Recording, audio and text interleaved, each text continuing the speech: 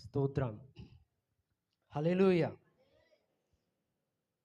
ప్రియమైన దేవుని వారలారా, దేవాది దేవుడు మనందరికీ ఈ లోకాన్ని కలుగజేసి మనందరికీ ఇచ్చాడు. ఈ లోకంలో ఏం సృష్టించబడిందంటే సూర్యుడు, చంద్రుడు, ఆకాశము, భూమి, నక్షత్రాలు, ఇలాగ సమస్త జీవరాశులు 84 లక్షల జీవరాశులు ఇవన్నీ సృష్టించబడ్డాయి. సూర్యుడు ఎందుకు సృష్టించబడ్డాడంటే మనకి పగలు రావడానికి, వెలుగు రావడానికి సూర్యుడు సృష్టించబడ్డాడు. అలాగే చంద్రుడు రాత్రి రావాలంటే చంద్రుడు రావాలి. అందుకే బైబిల్ గ్రంథంలో పగటిని ఏలుటకు సూర్యుడిని, రాత్రిని ఏలుటకు చంద్రుడిని సృష్టించాడు. ఇవన్నీ సృష్టించిన తర్వాత, అంటే ఇవన్నీ ఎలా సృష్టించాడు దేవుడు? నోటి మాటతో సృష్టించాడు. ఇవన్నీ సృష్టించిన తర్వాత అప్పుడు నేలమంటితో నరుని సృజించెను. వానికి జీవాయుధగా నరుడు జీవాత్మాయను. మనందరికీ తెలుసు జరిగిన తొలి చరిత్ర. నరుడు జీవాత్మ ఎప్పుడయ్యాడంటే, ఎప్పుడైతే దేవుడు వాయువు ఊదాడో అప్పుడు నరుడు ఏమయ్యాడు? జీవాత్మ అయ్యాడు. అప్పుడు ఆయనకి మొట్టమొదటి మానవుడికి పెట్టిన పేరే ఆదాము. మీ అందరిని అడుగుతున్నాను, ఆదాముకు ముందు ఇవన్నీ సృష్టించబడ్డాయా, లేకపోతే ముందు ఆదాము సృష్టించబడ్డాడా? ఆదాముకు ముందే సృష్టించబడ్డాయి. చాలా జాగ్రత్తగా వినాలి దేవుని వాక్యం. అంటే ఆదాముకి నాకు ఇవి కావాలి అని ఆయన అడిగాడా? చెప్పండి. అవ్వ, ఆదాము నాకు ఇలాగా చెట్లు కావాలి, తోట కావాలి, ఫలాలు కావాలి, లేకపోతే తినడానికి అనేక రకమైన జీవరాశులు కావాలి, లేకపోతే మాంసం కావాలి, ఫలానాది కావాలి అని ఆదాము ఎప్పుడైనా మీ బైబిల్లో ఉన్న ఆదికాండంలో ఆయన ఆదాము గారు ఎప్పుడైనా అడిగారా? అడగలేదు.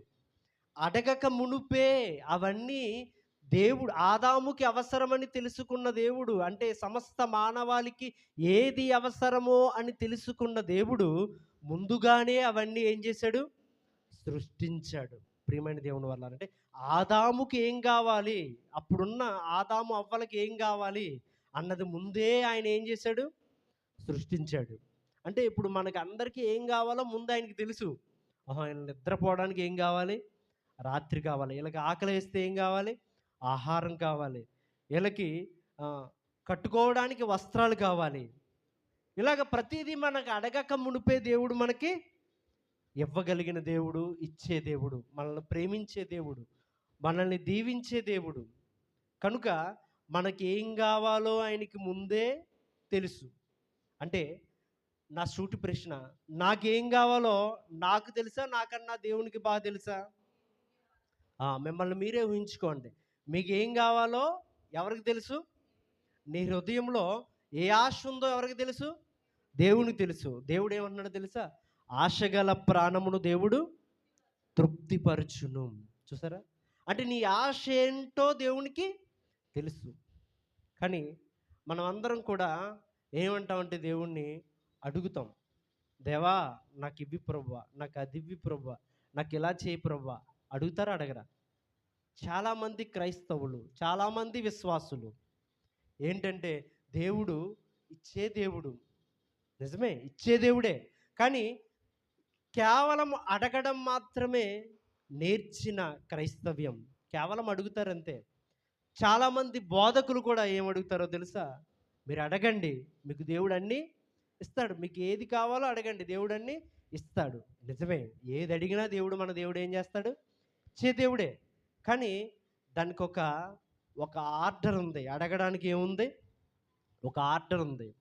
ఆ ఆర్డర్లో మనం అడగాలంట. ఎలా పడితే అలా అడిగితే ఇచ్చేయడు. అవునా కాదండి? అడుగుడి మీకు ఇయ్యబడును.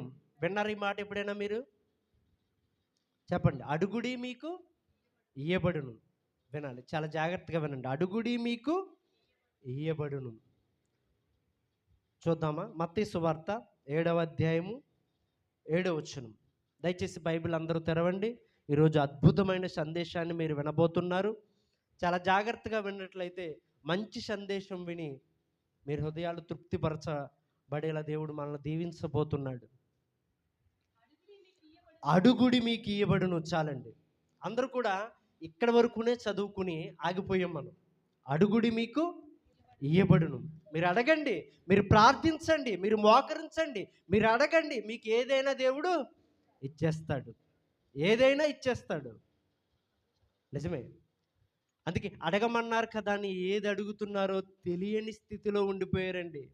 అన్యుల దగ్గర హేళనకరంగా అయిపోయింది కొంతమంది క్రైస్తవుల జీవితాలు. ఏమండి, ఇది యూట్యూబ్లో, ఫేస్బుక్లో, సోషల్ మీడియాలో ఒక సాక్ష్యం విన్నాను నేను. అది ఎంత విచారకరంగా ఉందంటే, అన్యుడికి హేళనకరంగా మారిపోయే విధంగా ఉంది. ఇది అందరికీ తెలిసిన విషయమే. నేను మైక్లో చెప్పడానికి కాదు కానీ అందరి మొబైల్లోనికి వచ్చేసే విషయమే. ఒక అత్తగారట ప్రార్థన చేసి అడిగిందట. ఏమని? నా అల్లుడికి బంగారం గొలుసు కావాలని అడిగితే మరుసటి రోజుకి దేవుడు ఇచ్చేసాడట. ఏమడిగింది ఆవిడ? చూసారా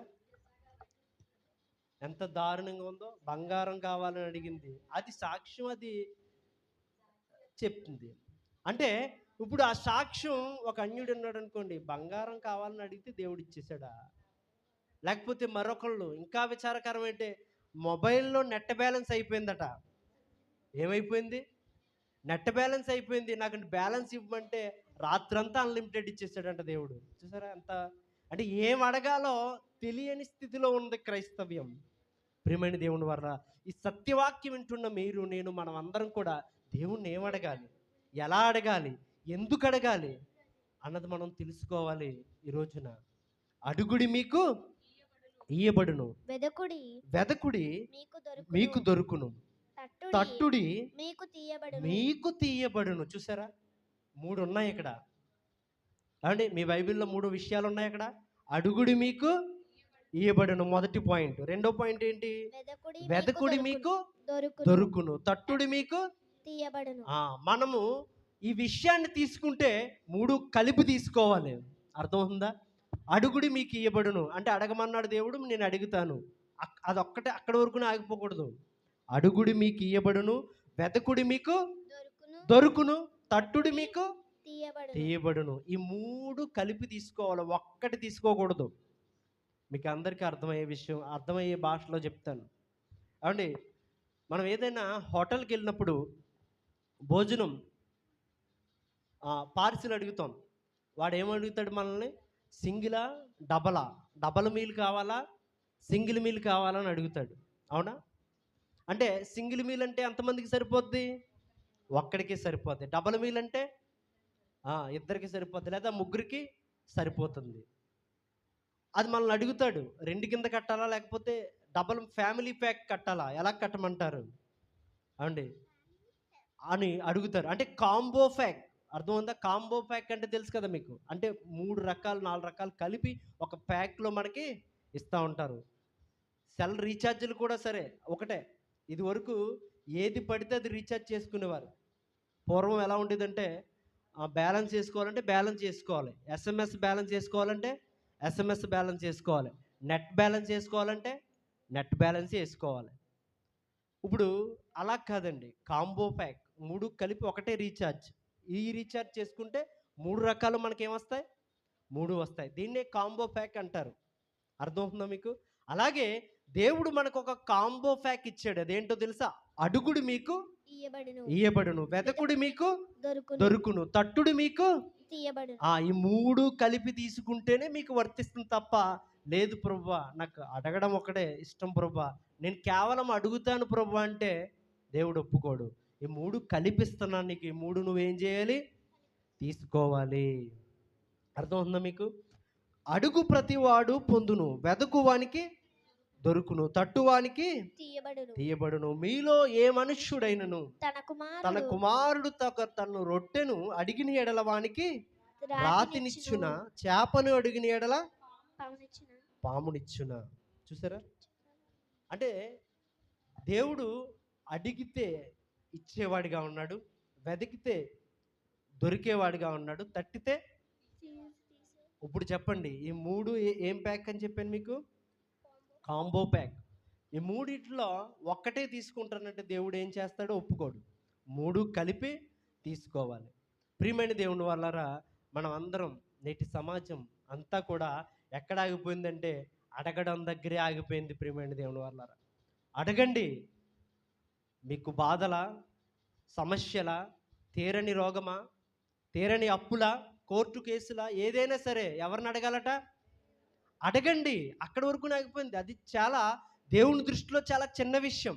ఈ చిన్న విషయాన్ని పెద్దదిగా చూపిస్తూ దేవుణ్ణి అడగవలసింది అడిగితే అవన్నీ దేవుడు ఏం చేస్తా అన్నాడు? ఆయనే తీరుస్తాడు. కానీ అది వదిలేశారు. కేవలం అడగడం దగ్గరే ఆగిపోయారు ప్రియమైన దేవుని వల్ల.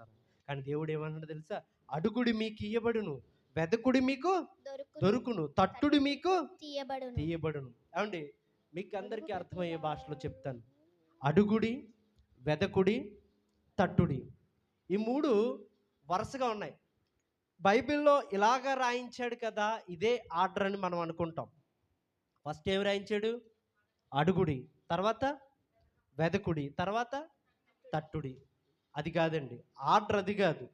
రాయించడం అయితే అలా రాయించాడు, కానీ మనం ఒక ఆర్డర్ ఫాలో అవ్వాలి. మొదట ఏం చేయాలి? వెతకాలి. ఏం చేయాలి?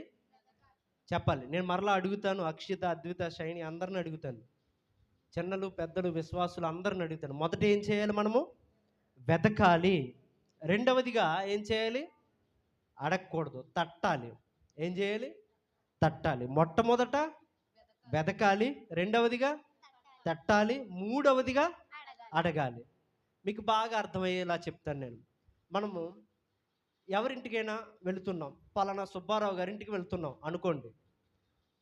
వాళ్ళ ఊరు మండపేట అనుకోండి ఉదాహరణకి.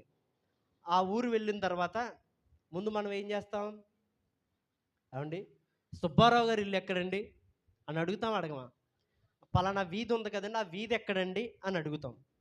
వాళ్ళు ఏం చెప్తారు? పలానా రైట్ తీసుకుని అక్కడ ఒక గుడి ఉంటుందండి, ఆ గుడి పక్క నుంచి 3వ సందులోకి వెళ్తే అక్కడే ఆయన ఇల్లు ఏంటండి అని చెప్తారు. ఓకే, ఇప్పుడు మనకి ఏం దొరికింది? సుబ్బారావు గారి అడ్రస్ దొరికింది. దొరికిన తర్వాత అక్కడికి, ఆ ఇంటి దగ్గరికి మనము వెళతాం. వెళ్ళిన తర్వాత ఏం చేస్తాం? తడతాం, తలుపు తడతాం. తట్టిన తర్వాత అప్పుడు ఏది కావాలో మనం అది అడుగుతాం. అర్థమవుతుందా? ఏమండి, సుబ్బారావు గారు మీరే కదా, మీకు పలానా వాళ్ళు పలానాది చెప్పమన్నారండి, లేకపోతే పలానాది మీ దగ్గర నుంచి తీసుకురమ్మన్నారండి, తెమ్మన్నారండి అని అప్పుడు అడుగుతాం. అర్థమవుతుందా మీకు? మొదట ఏం చేయాలి? వెతకాలి, అప్పుడు తర్వాత తట్టాలి, మూడవదిగా అడగాలి. అప్పుడు అడుగుడి మీకు ఇయ్యబడును, తట్టుడి మీకు తీయబడును, వెతకుడి మీకు దొరుకును. అంటే ఇప్పుడు ఆలోచించండి. మొట్టమొదట వెతకండి, తర్వాత తట్టండి, తర్వాత అడగండి. కానీ ఈ లోకపు జనులు ఎలా ఉన్నారంటే ప్రియమైన దేవుని వల్లరా, లోకాసు వార్త 12వ అధ్యాయము 30వ వచనం త్వరగా తీసుకుందాం. లోకాసు వార్త 12వ అధ్యాయము 30వ వచనం.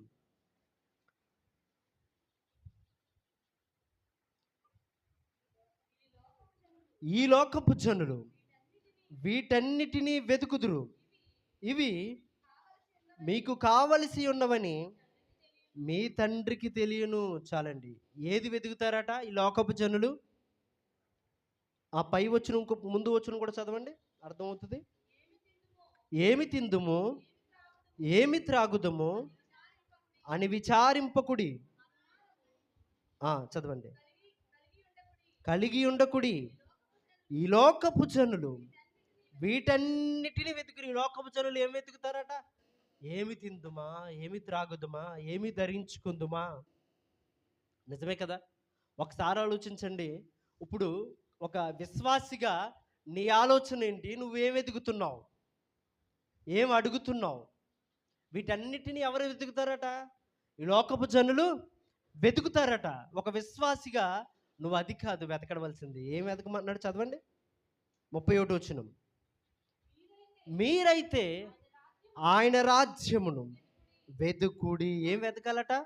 దానితో కూడా ఇవి మీకు అనుగ్రహింపబడును. చాలండి. చూసారా? అవన్నీ మనం అడగక్కర్లేదు. ఇది వెతికితే అవన్నీ మనకొస్తాయట. ఎంత అద్భుతంగా ఉందో చూడండి బైబిల్. నీకేం కావాలి? ఆహారం కావాలి. నీకేం కావాలి? వస్త్రాలు కావాలి. నీకేం కావాలి? వసతి కావాలి. నీకేం కావాలి? ఏదో నీకు మనిషికి అన్న తర్వాత ఏది అవసరమో ఎవడికి తెలుసు? దేవునికి ముందే తెలుసు. మీకిది కావాలన్న సంగతి నాకు ముందే తెలుసు. కానీ అది కాదు నాయన. మొదట మీరు ఏం వెతకమంటున్నాడు దేవుడు?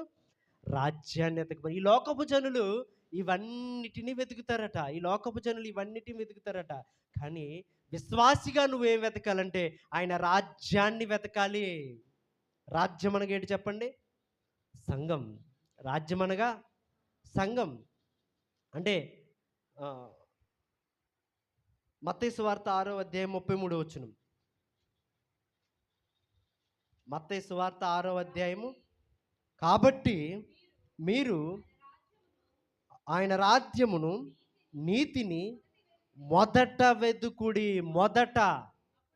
అప్పుడన్నీయు మీకు అనుగ్రహింపబడును. చాలండి. మొదట ఏం వెతకాలట? వెదుకుడి. మొదట వెదుకుడి. చూసారా? ఆర్డర్ అర్థమైంది ఇప్పుడు మీకు. మొదట ఏం చేయాలి? వెతకాలి. మనము పిల్లల్ని స్కూల్లో జాయిన్ చేయాలనుకోండి, ఏం చేస్తాం? మంచి స్కూల్ ఏది? మంచి బాగా చదువు చెప్పే స్కూల్ ఏది? మంచి కాలేజ్ ఏది? అని వెతుకుతారా? వెతకరా? ఎక్కడ పడితే అక్కడ జాయిన్ చేశారు. లేకపోతే అంగన్వాడీ వరకు 10వ తరగతి దాకా ఉంచారు. ఎక్కడ పడితే అక్కడ జాయిన్ చేయరు. ఎందుకు జాయిన్ చేయరు? మన పిల్లలు బాగా చదువుకోవాలి. మీకు అర్థం అవుద్దని చెప్తున్నాను. మన పిల్లలు బాగా చదువుకోవాలి అని మొదట ఏం చేస్తారు? వెతుకుతారు. ఏ కాలేజ్ మంచిది? ఏ కాలేజ్ మంచిది? ఏ స్కూల్ మంచిది? ఏ ఇన్‌స్టిట్యూట్ మంచిది? వెతికిన తర్వాత ఆహా! పలానాది మంచిది. ఇక్కడ బా చెప్తారు. ఇక్కడ మంచి ర్యాంకులొస్తాయి. ఇక్కడ చదువు నాలెడ్జ్ పెరుగుతుంది. ఇక్కడ బావుంటుంది అని వెతికిన తర్వాత అక్కడ జాయిన్ చేస్తాం. అలాగే దేవుడు ఏమన్నాడో తెలుసా? మొదట రాజ్యమును, ఆయన రాజ్యమును, నీతిని వెదకండి. మొదట ఆయన రాజ్యము. యేసుక్రీస్తు రాజ్యం అనగా యేసుక్రీస్తు సంఘము. అంటే మొదట ఆయన సంఘాన్ని వెతకాలి. ఆయన రాజ్యంలో ప్రవేశించాలి. రక్షణ ద్వారా ఎక్కడ ప్రవేశించాలి? ఏ రాజ్యం పడితే ఆ రాజ్యంలో ప్రవేశించకూడదు. ఏ సంఘం పడితే ఆ సంఘం కాదు. ఎక్కడ సత్యవాక్యం వినపడుతుంది, ఎక్కడ మంచి బోధకులు మన మన పరివర్తన మార్పు చెందించే బోధకులు ఎక్కడున్నారు అనే వెతికి అందులో ఆ రాజ్యములో, యేసుక్రీస్తు రాజ్యములో మనం అందరం ఏం చేయాలట? ప్రవేశించాలి. ఆయన నీతిని వెతకాలి. మొదట ఏం వెతకాలి మనము? ఆయన రాజ్యమును, ఆయన నీతిని వెదకుడి. అప్పుడు అవన్నీ మీకు అనుగ్రహింపబడును. దేవుని నామానికి మహిమ కలుగును గాక. హల్లెలూయా. ప్రియమైన దేవుని వారలారా, మొదట మనం వెతకాలి. ఏది మంచిది? ఎక్కడ మంచిది? అని మనం వెతికిన తర్వాత, ఆ మార్గంలోకి ప్రవేశించిన తర్వాత అప్పుడు తట్టాలి. తట్టాలి. తట్టిన తర్వాత అప్పుడు అడగాలి. కానీ ఈరోజున్న సమాజం కేవలం అడగడం దగ్గరే ఆగిపోయింది. ఏవండి? ఎలా తట్టాలి? ఒక మాట చెప్తాం. ఏం వెతకాలి ఫస్టు? సామెతల గ్రంథం 8వ అధ్యాయము 35వ వచనాన్ని ఒకసారి మనం తీసినట్లయితే, ప్రతి ఒక్కరు కూడా పరిశుద్ధ గ్రంథాన్ని తెరిచి దేవుని మాటలు చూద్దాం. సామెతల గ్రంథము 8వ అధ్యాయము 35వ వచనం. నన్ను కనుగొనువాడు జీవమును కనుగొనును, యెహోవా కటాక్షము వానికి కలుగును. చూసారా? ఎవరిని కనుగొనాలి? కనుగొనడం అంటే దేవుణ్ణి వెతకడం. కనుగొనడం అంటే దేవుణ్ణి వెతకడం. అందుకే కీర్తనల గ్రంథంలో చెప్తాడు, వివేకము కలిగి 53వ అధ్యాయంలో ఉంటది. ఎవరు వెతుకుతారో దేవుణ్ణి, వివేకము కలిగి దేవుణ్ణి వెతుకువారు కలరేమో అని ఆకాశం నుండి ఆయన ఏం చేస్తున్నాడట? పరిశీలన చేస్తున్నాడంట. దేవుని నామానికి మహిమ కలుగును గాక. నిజమే. ఆయన వెతికే వారిని పరిశీలన చేస్తాడు. ఇక్కడ ఏం చెప్తున్నాడు? నన్ను కనుగొనువాడు జీవమును కనుగొనును. జీవ మార్గము కావాలి, జీవం కావాలి. ఈ లోకమంతా మరణ మార్గంలోకి వెళ్ళిపోతుంది. అందరూ మరణానికి దాసోహం అయిపోయారు. ఇప్పుడు నాకు జీవం కావాలి, జీవం కావాలి అని ఎవరిని కనుక్కోవాలి? వెతకాలి. ఆయన వెతికితేనే దొరికే దేవుడుగా ఉన్నాడు. అందుకే ఏం చెప్తున్నాడు? యెహోవా దొరుకు కాలమున ఆయన్ని వెతకండి. యెహోవా దొరుకు కాలమును వెతకాలి. ఆయన వెతకకుండా నువ్వే నన్ను కనుక్కొని నా దగ్గరికి రా ప్రభువా, నాకు అన్నీ ఇచ్చే ప్రభువా అని అడగడం మొదలెడతాం కాదండి మనము. ఎవరిని వెతకాలి మనము? దేవుణ్ణి వెతకాలి. ఆయన కనుగొంటేనట జీవాన్ని కనుగొంటామంట. ఎవరి కటాక్షం వస్తది మనకి? ఆ! ఈ లోకంలో ఎవరి కటాక్షం ఉన్నా, ఎవరి దయ ఉన్నా లేకపోయినా, ఎవరి జాలున్నా లేకపోయినా, ఎవరి ప్రేమ ఉన్నా లేకపోయినా, యెహోవా కటాక్షము నీకు కలగాలంటే నువ్వు ఆయన్ని అంటిపెట్టుకొని ఉండాలి. ఆయన్ని వెతకాలి. ప్రభువా నీ నీతి ఏంటి ప్రభువా? నీకేది ఇష్టం ప్రభువా? మనం ఆయన్ని అడగాలి, వెతకాలి. వెతికితే మన ఈ కటాక్షం మనకేమొస్తదట? లభిస్తుంది, కలుగుతుంది. నన్ను కనుగొనిన వాడు తనకే హాని చేసుకొనును. నాయందు అసహ్యపడు వారందరూ మరణమును స్నేహించుదురు. చూసారా? ఆయన కనుగొంటే జీవము, కనుగొనకపోతే మరణము. మనకి రెండు మార్గాలు, జీవము, మరణము.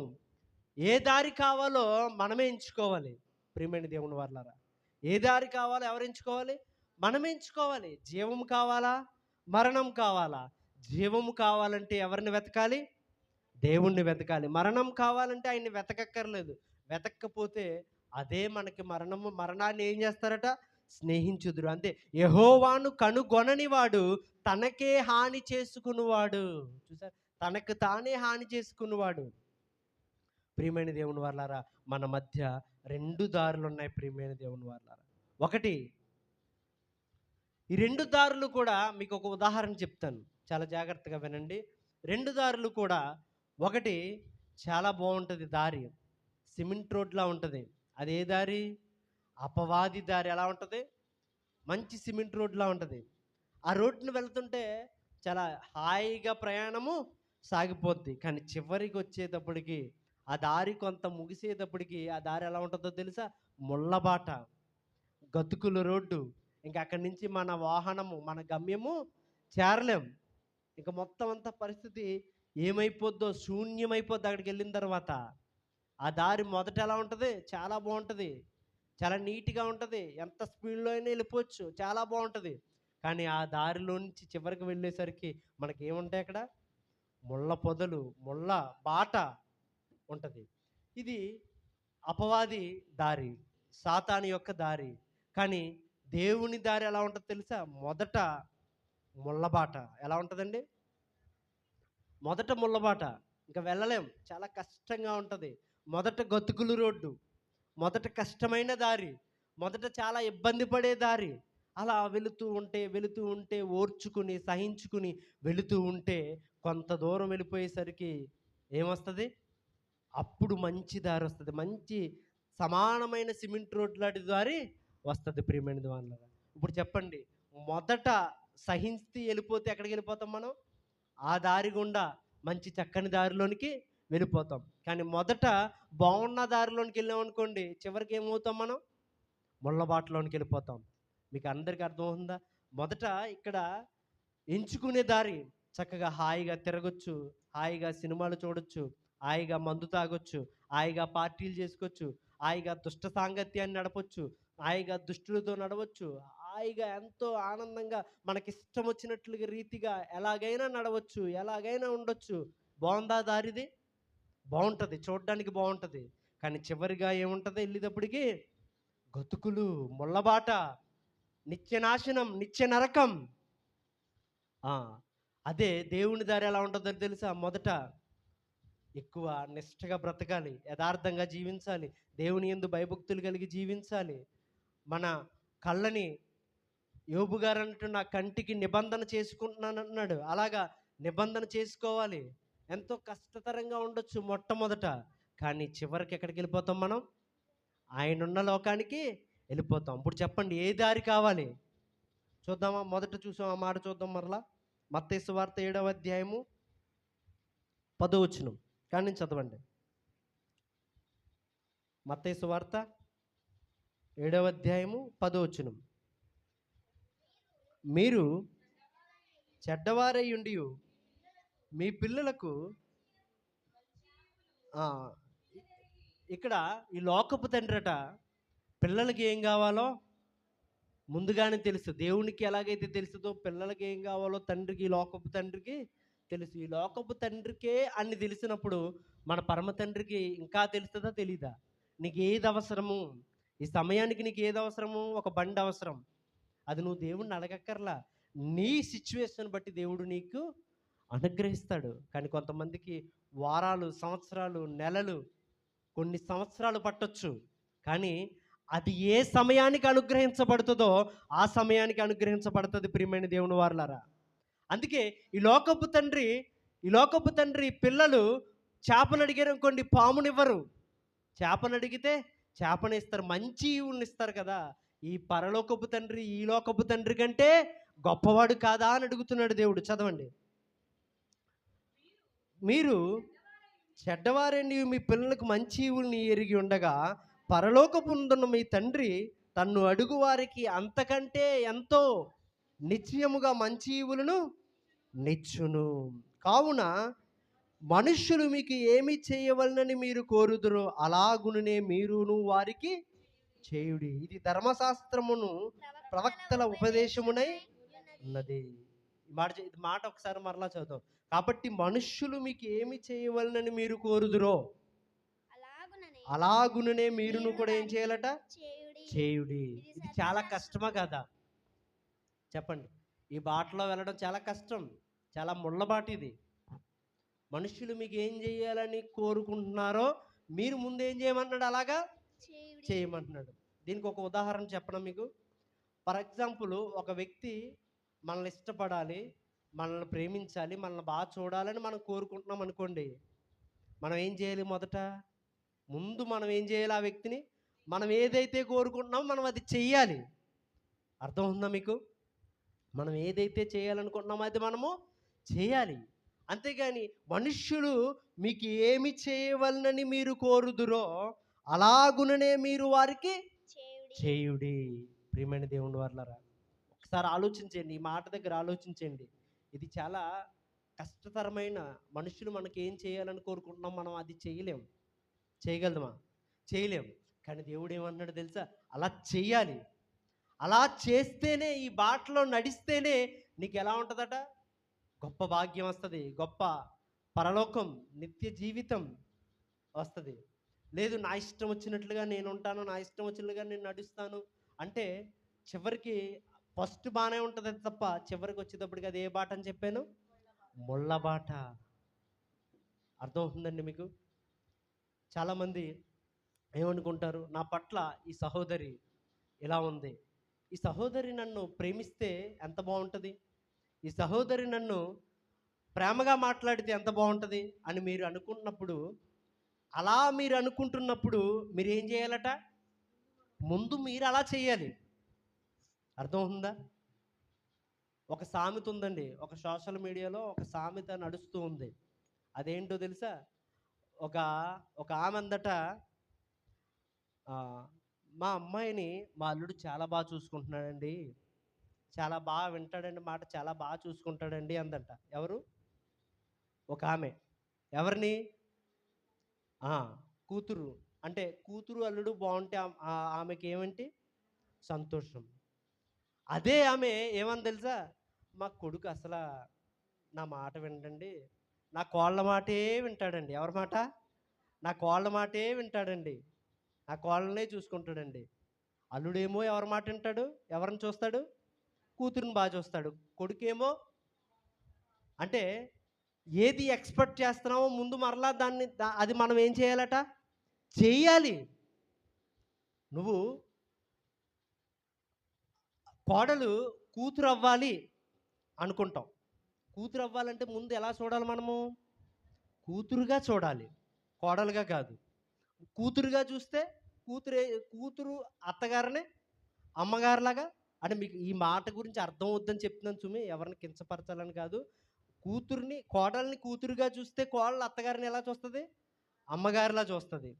అలా చూడాలి. అంటే నువ్వు ఏది కోరుకుంటున్నావో ముందు నువ్వు అది చెయ్యి అన్నాడు దేవుడు. అర్థమవుతుందా మీకు ఈ మాటలోని భావం? మరలా చదువుదామా? ఒకసారి మరలా చదువుదాం, మీకు అర్థమయ్యేలా చెప్తాను. కాబట్టి మనుష్యులు మీకు ఏమి చేయవలనని మీరు కోరుదురో. చూసారా? మీరు ఏమి చేయాలని కోరుకుంటారు? నా కోడలు నన్ను బాగా చూడాలి, లేకపోతే మా అత్తగారు నన్ను బాగా చూడాలి, మా అత్తగారు నన్ను ఎలా చూడాలి? బాగా చూడాలి. లేకపోతే మా నాన్న నన్ను బాగా చూడాలి, మా అమ్మ నన్ను బాగా చూడాలి, నా సహోదరుడు మా అన్నయ్య నన్ను బాగా చూడాలి, అంటే ఉదాహరణ చెప్తున్నాను, మా అన్నయ్య నన్ను బాగా చూడాలి అని మనం ఎలాగైతే కోరుకుంటున్నామో ముందు మనం ఏం చేయాలట, అలాగునే మీరును వారికి చేయుడి, ఇది ధర్మశాస్త్రమును ప్రవక్తల ఉపదేశమునై ఉన్నది. ప్రియమైన దేవుని వల్లరా, ఇది చాలా ఇరుకు ద్వారము. ఇలా ప్రవేశించాలంటే చాలా కష్టము. ఎందుకంటే ఎందుకంటే ఇది మనకిష్టం లేని వారిని ప్రేమించడం అంటే చాలా కష్టం. కానీ దేవుడు ఏమన్నాడు తెలుసా? నీ శత్రువుకి విందు చేయమంటున్నాడు. నీ శత్రువుని తీసుకొచ్చి ఎక్కడ కూర్చోబెట్టమంటున్నాడు? నీ శత్రువుని తీసుకొచ్చి వాడికి భోజనం పెట్టు అంటున్నాడు. ఎంత అద్భుతం! ఇలాగ ఎవరైనా చెప్తారా? ఏ గ్రంథంలో అయినా చెప్తారా? ఏ గ్రంథంలోనూ చెప్పరు. నీ శత్రువుని చూస్తే నువ్వేం చేయమంటాడు? వాళ్ళని కొట్టు, వాళ్ళని తిట్టు, వాళ్ళకి దూరంగా పారిపో అని చెప్తారు తప్ప, దేవుడు బైబిల్ ఏం చెప్తున్నాడు? నీ శత్రువును ప్రేమించి వారి కొరకు ప్రార్థన చేసి వారిని తీసుకొచ్చి నువ్వేం చేయమంటున్నాడు? విందు చేయమంటున్నాడు. చూసారా? ఇది కష్టమా? కష్టం కాదా? చదవండి, తర్వాత మాట చదవండి. ఇరుకు ద్వారమున ప్రవేశించుడు. ఈ ద్వారం ఎలా ఉంటుందంట? ఇరుకు ద్వారము. ఇరుకు ద్వారము చాలా కష్టం. ఈ బాటలో నడవాలంటే చాలా కష్టము. ఇలా వెతకాలంటే దేవుణ్ణి చాలా కష్టం. మాకు వద్దు ప్రభా, ఈ వెతకడం అనే ప్రాసెస్ మాకు వద్దు ప్రభా, కేవలం అడుగుతామనే ప్రాసెస్సే మాకు కావాలి. అదే బాగుంది ప్రభా. దేవా అడుగుతాను ప్రభా, వెతకడం మాత్రము వెతకను ప్రభా అనకూడదు. ఇరుకు ద్వారమున ప్రవేశించుడి, నాశనముకు పోవు ద్వారము వెడల్పును, ఆ దారేమో విశాలమైన ఉన్నది, దాని ద్వారమున ప్రవేశించువారు అనేకులు. ఇరుకు ద్వారాన్ని ప్రవేశించేవారు కొద్దిమందే, కానీ విశాలమైన మార్గంలో ప్రవేశించేవారు అనేకులు ఉన్నారంట. అలా వెళ్ళేవారు చాలా మంది ఉన్నవారు, అలా ప్రేమించేవారు చాలా మంది ఉన్నారు, అలా ఉన్నవారు చాలా మంది ఉన్నారు. కానీ ఇరుకు ద్వారమున ప్రేమించేవారు, ఇరుకు ద్వారమున వెళ్ళేవారు మాత్రము కొద్ది మందే ఉన్నారంట. ప్రియమైన దేవుని వారు ఒకసారి ఆలోచన చేయండి. ఇరుకు ద్వారమున ప్రవేశించుడి, నాశనమునకు పోవు ద్వారము వెడల్పుగా ఉందట, విశాలముగా ఉందట. ఇరుకు ద్వారము కష్టం. నాకు ఇరుగ్గా ఉంది, ఈ ద్వారాన్ని వెళ్ళను అంటావా? తర్వాత ఇంకా ఎదర విశాలంగా ఉంటుంది, అక్కడికి చేరలేవు నువ్వు. అక్కడికి చేరాలంటే కష్టమైన ఈ ద్వారాన్ని నువ్వేం చేయాలి? వెళ్ళాలి. ప్రియమైన దేవుని వారు, ఈ లోకపు జనులు వీటన్నిటిని అడుగుతారట. మీకు ఏం కావాలో ఎవరికి తెలుసు? దేవునికి తెలుసు. మొదట ఏం వెతకాలి చెప్పండి? ఆయన రాజ్యమును, ఆయన నీతిని మొదట వెతకాలి. తర్వాత వెతికిన తర్వాత తట్టాలి. బైబిల్లో ఒక ఆవిడ తట్టింది, అది చూద్దాం. లోకసువార్త 18వ అధ్యాయము 2వ వచనం నుంచి ముగించుకుందాం. లోకసువార్త 18వ అధ్యాయము 2వ వచనం నుంచి ధ్యానించుకుందాం. దేవునికి భయపడకయు మనుష్యులను లక్ష్యపెట్టకయు ఉండు ఒక న్యాయాధిపతి ఒక పట్టణములో ఉండెను. ఆ పట్టణములో ఒక విధవరాలును ఉండెను. ఆమె అతని యొద్దకు తరచుగా వచ్చిన నా ప్రతివాదికిని నాకును న్యాయము తీర్చమని అడుగుచూ వచ్చెను. కానీ అతడు కొంతకాలము ఒప్పుకొనకపోయెను. తరువాత అతడు, నేను దేవునికి భయపడకయు మనుష్యులకు లక్ష్య పెట్టకయు ఉండినను, ఈ విధవరాలు నన్ను తొందర పెట్టుచున్నది గనుక మాటి మాటికి నన్ను వచ్చి గోజాడకుండానట్లు ఆమెకు న్యాయము తీర్చునని తనలో తాను అనుకొనెను. చూసారా అండి? ఒక న్యాయాధిపతి ఉన్నాడు. అంటే న్యాయాధిపతి అంటే ఎవరు? న్యాయం తీర్చేవాడు. అంటే ఏదైనా ఒక విషయాన్ని సెటిల్మెంట్ చేసి ఒక న్యాయం తీర్చే పెద్ద, మన భాషలో. ఈ న్యాయాధిపతి ఎవరికి భయపడ్డట? దేవునికి భయపడ్డు. ఒకటి, దేవునికి భయపడ్డు. మనుషుల్ని ఏం చేయడు? ఎవరిని లెక్క చేయడండి, మనుషుల్ని లెక్క చేయడు. కానీ ఈ విధవరాలు, అయ్యా నాకు న్యాయం తీర్చు, నాకు నా ప్రతివాదికిని ఏముంది, నాకు నా వాదికిని న్యాయం తీర్చు అయ్యా, న్యాయాధిపతి న్యాయం తీర్చు, న్యాయం తీర్చు అని తరచుగా విసుగు చెందకుండా ప్రతిరోజు, ప్రతి వారము, ప్రతి నెల ఎక్కడికి వచ్చేస్తుందండి? ఎవరిని అడుగుతుంది ఈ విషయాన్ని? ఒక న్యాయాధిపతిని అడుగుతూ ఉంది. అడుగుతూ ఉంటే అతను దేవునికి భయపడేవాడు కాదు, మనుషుల్ని లక్ష్య పెట్టేవాడు కాదు. అయినా ఆమె మాటికి అడుగుతున్న విషయము కొంతకాలం ఒప్పుకోకపోయినా ఇంకా అతను ఉండలేక అతను ఏం చేశాడంట? ఆమెకు న్యాయము తీర్చునని తనలో తాను ఏం చేశాడట? అనుకున్నాడట. చూసారా? ఈ లోకపు ఒక న్యాయాధిపతే ఆ విధవరాలు తట్టి, తట్టి, తట్టి, తట్టి తనకు న్యాయం తీర్చుకునేలా చేసింది కదా! ఈ రోజున నువ్వు దేవుణ్ణి వెతికిన తర్వాత నువ్వు కూడా దేవుణ్ణి ఎలా అడగాలి? విసుగు చెందకుండా అడగాలి ప్రియమైన దేవుని వాళ్ళరా. ఏవండి బైబిల్‌లో ఒక ఆమె ఉంది.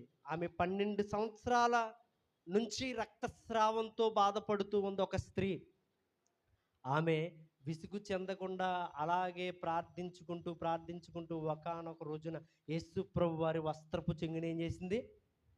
ఆమె విశ్వాసం ఆమెను ఏం చేసింది? స్వస్థపరిచింది. ఆమె విసుగు చెంది కొద్ది సంవత్సరాలకే ఆగిపోయి ఉంటే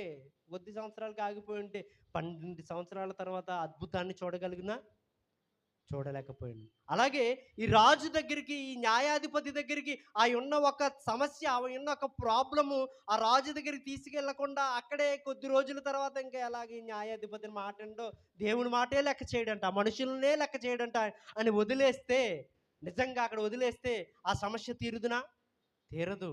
కానీ ఆమె ఏం చేసింది తెలుసా? తట్టింది, రోజు తడుతుంది. అయ్యా న్యాయాధిపతి గారు నా సమస్య తీర్చండి, న్యాయాధిపతి గారు నా సమస్య తీర్చండి అంటే మొత్తానికి ఆయన ఏం చేశాడు? తనలో తాను అనుకుని, ఈమె మాటి మాటికి నన్ను ఏం చేస్తుంది? విసిపించేస్తుంది. చూసారా? ఈ లోకంలో ఉన్న ఒక న్యాయాధిపతి, ఒక మనిషి ఎలా అనుకుంటే, దేవుడు, నీ అవసరాన్ని ఎరిగిన దేవుడు, ఈమె నన్ను వెతుకుతుంది, రోజు తడుతుంది. ఈమెకి నేను ఏం చేయాలి?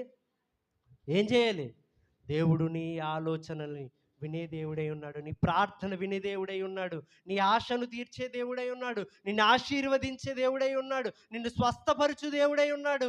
ప్రియమైన దేవుని వాళ్ళారా, మాటి మాటికి నువ్వు ప్రార్థించడం ఒకటే నీ ఆయుధం. నువ్వు ప్రార్థించాలి. మొదట ఏం చేయాలి? వెతకాలి. ప్రార్థించమన్నారు కదా అని కేవలం ప్రార్థించడం కాదు. మొదట ఆయన నీతిని, ఆయన రాజ్యాన్ని నువ్వేం చేయాలి? వెతకాలి. తర్వాత నువ్వు తట్టాలి. తట్టిన తర్వాత ఏం చేయాలి? ఆయన ఏం అడగాలి తెలుసా? యాకోబు పత్రిక 1వ అధ్యాయం 5వ వచనం. యాకోబు పత్రిక 1వ అధ్యాయం 5వ వచనం. మీలో ఎవనికైనను జ్ఞానము కొదువుగా ఉన్న ఎడల అతడు దేవుణ్ణి అడగవలెను, అప్పుడది అతనికిని అనుగ్రహింపబడును. ఆయన ఎవనిని చదవండి. అందరికిని ధారాళముగా దయచేయువాడే. ఏం అడగాలంట? మొదట జ్ఞానం అడగాలంట. జ్ఞానం. దేవా నాకు జ్ఞానం కొద్దుగా ఉంది ప్రభా, నాకు జ్ఞానం దయచే ప్రభా. ఏ జ్ఞానము? ఈ లోక జ్ఞానం కాదో. ఏ జ్ఞానము? దేవుని జ్ఞానం మనకు కావాలని అడగాలి. దేవుని జ్ఞానం ఉంటే మనం ఎలాగైనా బ్రతకగలం, ఈ లోకంలో ఎలాగైనా జీవించగలుగుతాం, ఎక్కడ ఎలా మాట్లాడాలో మాట్లాడగలుగుతాం, ఎక్కడ ఎలా ప్రవర్తించాలి, ఎవరి దగ్గర ఎలా మాట్లాడాలి, ఎవరిని నొప్పించకుండా ఎలాగా సమస్యను సాల్వ్ చేయగలగాలి. చూసారా? చాలామంది వీళ్ళని సాటిస్ఫై చేయలేక మధ్యలో ఏమైపోతారు? నలిగిపోతారు. ప్రియమైన దేవుని వాళ్ళారా, నిజమే. అలా నలిగిపోకుండా ఉండాలంటే ఏం కావాలి? జ్ఞానం కావాలి. ప్రియమైన దేవుని, ఈ జ్ఞానం కావాలంటే ఎవరిని అడగాలి? దేవుణ్ణి అడగాలి. దేవుడు ఇస్తాడు. మీలో ఎవరికైనాను జ్ఞానము కొదువుగా ఉన్న ఎడల వానికి జ్ఞానము ధారాళముగా ఇచ్చే దేవుడై ఉన్నాడు. దేవుడి నామానికి మహిమ కలుగును గాక. హల్లెలూయా. ప్రియమైన దేవుని వాళ్ళారా, మొదట ఏం చేయాలట? వెతకాలి. రెండవది తట్టాలి. మూడవది అడగాలి. ఈ ఆర్డర్ మిస్ అయిపోయింది క్రైస్తవ ప్రపంచం. ఏమడుగుతుంది? నాకు ఇవి ప్రభా, నాకు అది ఇవి ప్రభా. సాక్ష్యాలు చూస్తే దారుణమైన పరిస్థితుల్లో ఉన్నాయి. ఈ రోజున వెతికే పరిస్థితి లేదు. దేవుడు ఎవరు? దేవుడు ఎంత శక్తిమంతుడు? దేవుడు మనకి ఏమిస్తాడు? అవన్నీ ఆయన రాజ్యాన్ని వెతికితే ఇవన్నీ మనకి ఇచ్చే దేవుడై ఉన్నాడు. ఇవి పనిగట్టుకుని అడగక్కర్లా.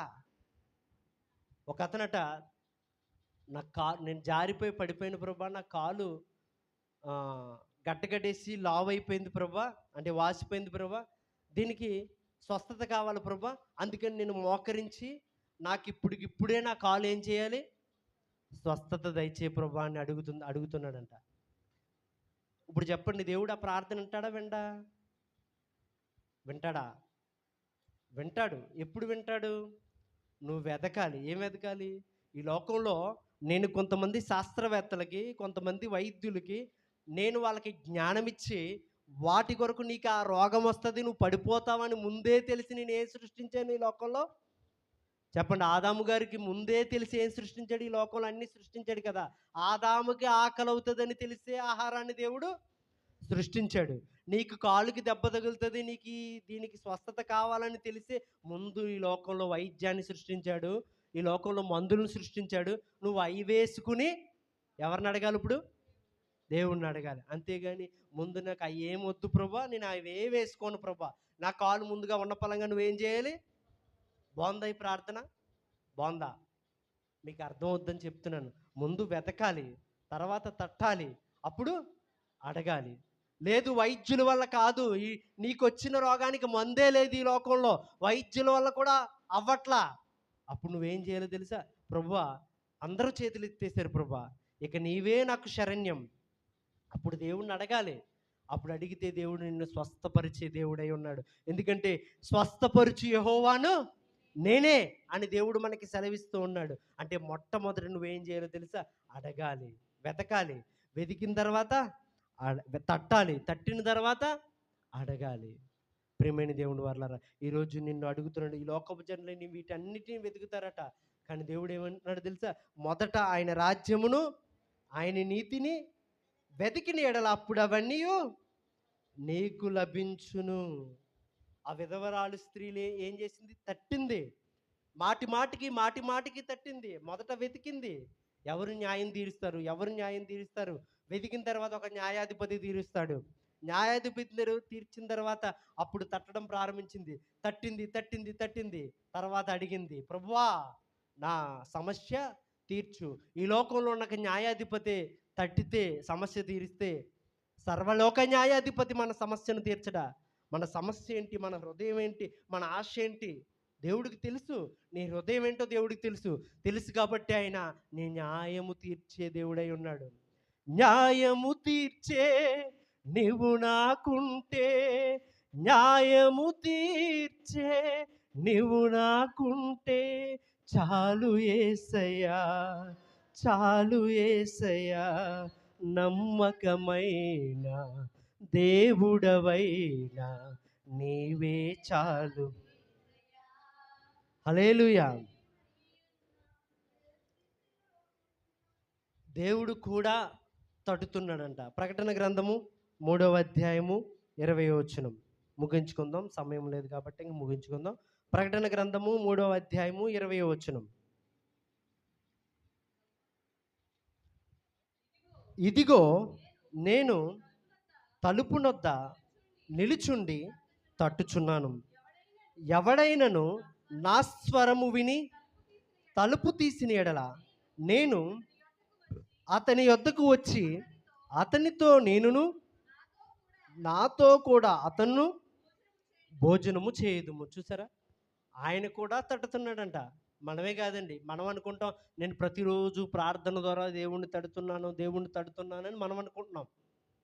మనమే కాదండి, ఆయన వాక్యం ద్వారా నీ హృదయం అనే తలుపు నొద్ద నుంచుని తలుపు తడుతూ ఉన్నాడంట. ఏ రోజైనా ఆయన స్వరము విని నువ్వేం చేయాలట? తలుపు తీస్తావని. ఒకవేళ నువ్వు తలుపు తీసి నీ హృదయంలోనికి యేసుక్రీస్తుని ఆహ్వానించినట్లయితే ఆయన నీతో కలిసి ఏం చేయాలనుకుంటున్నాడు? ఆయన భోజనము చేయాలనుకుంటున్నాడు. చూడండి, ధవలవర్ణుడు, రత్నవర్ణుడు, 10,000 మందిలో సుందరుడు, బంగారు కిరీటము ధరించుకున్న ఆయన గొప్పవాడు, మహోన్నతుడు, సర్వోన్నతుడు, సర్వలోక న్యాయాధిపతి, అంతటి గొప్ప దేవుడు ఎవరితో కలిసి భోంచేస్తానన్నాడు? ఆయన నీతో కలిసి. ఎంత గొప్ప అవకాశం చూడండి ఒకసారి, ఎంత గొప్ప అవకాశం. ఎప్పుడు చేస్తాడైనా?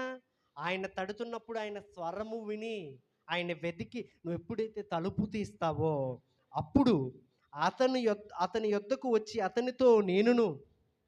దేవుడు నీ యొద్దకు రావాలా?